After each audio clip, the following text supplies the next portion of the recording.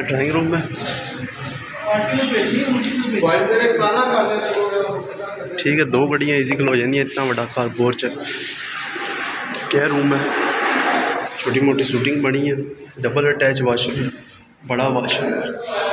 टप शप लग गया ठीक है। ब्रांड न्यू तो नहीं है, लेकिन एक अच्छी कंडीशन है।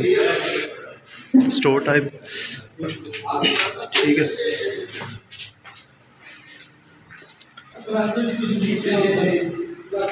ये इसका किचन है, सिंपल बना हुआ है। ये भी स्टोर टाइप ही है, पेटी वगैरह रखने के लिए। एक ये बड़ा रूम ठीक है। नीचे कम से कम स्टोर मिला के 5 रूम है ठीक। एक ये रूम है, ये बंद है।